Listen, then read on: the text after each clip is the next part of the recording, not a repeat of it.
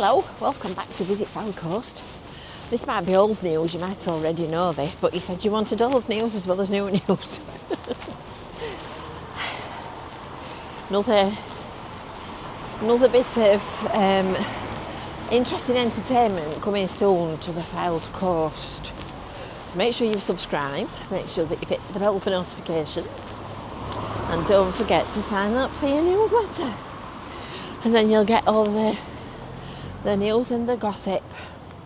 So let's see what I'm talking about. So as you know, the Backlot cinema has been open for a while, and it had reached a bit of a problem with the operator, with the Backlot operator, and it's now being run by a new operator.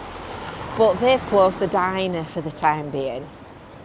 They're just running the cinema, so there's an IMAX and the same number of screens and the same range of films, etc.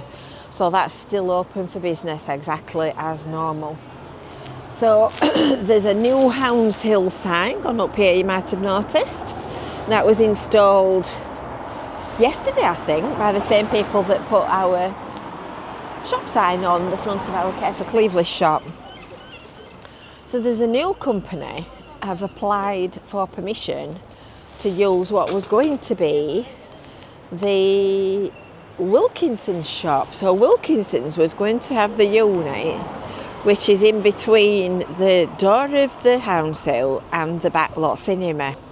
So in this gap here where the brown is, was always originally intended to be a Wilkinson's store for them to move from their old premises up at Talbot Gateway. And then, of course, we all know what happened to Wilkinson's. It went into liquidation. Anyway, moving on. A recently new company called Gutterball have applied for permission to open a new bowling alley.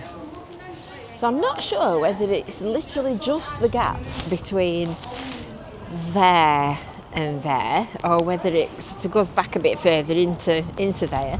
But anyway, it's quite big by all accounts. So they've recently opened places in London, Lincoln and North Shields, and they've applied for a premises licence and an alcohol licence. So they're going to run the Backlot Diner, and they're going to run the roller, the Gutterball bowling alley. So this is the inside of, I'll just show you inside here.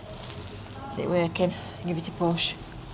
This is the cinema, and this was the doorway into the diner. So the cinema's still open. You go up the stairs to the cinema. The cinema's still open as normal, and all operating as normal. I'm not hanging about in there because I can hear copyright music.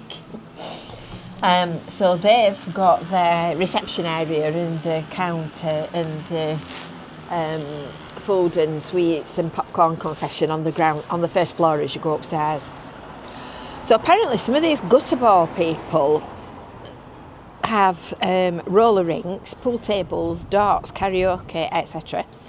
and different leisure facilities within their buildings, and it's not clear yet whether or not the Blackpool one will as well, but it's good news. Oh, I know her, look, she looks familiar. Ooh. But it's good news that somebody has applied for permission to put a new leisure facility right in the middle of the town centre. I'm just going to go over here. It's raining. I'm going to hide in this corner here. That's better. So it's good news that somebody's applied for something to do with it. So there was 22,000 square feet in that unit, and that was, as I say, all destined for Wilco.